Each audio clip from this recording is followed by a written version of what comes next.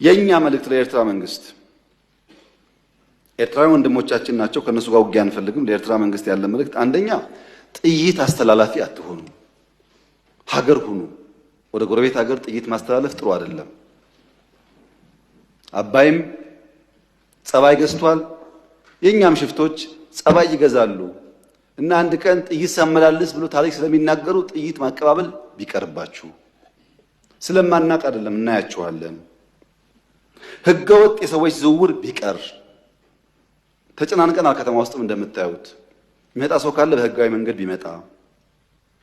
ህገወጥ ንግድ ቢቀር፣ ፎርጅድ ብር ቢቀር፣ አሜሪካ አስቀምጣቸው የምትሰሯቸው ብላክ ማርኬት ማሳደግ ቢቀር፣ እንደ ጎረቤት ብንተሳሰብ፣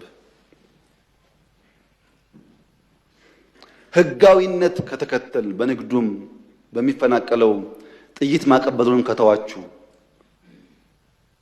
በሰላም አብረን ለማደግ በፍቅር አብረን ለመቀጠል ከምን ጊዜውም በላይ ኢትዮጵያ ፍላጎት አላት።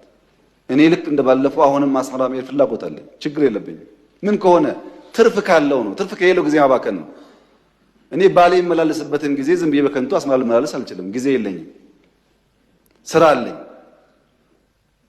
ጦርነት አንፈልግም የምንለው ደግሞ በምክንያት ነው።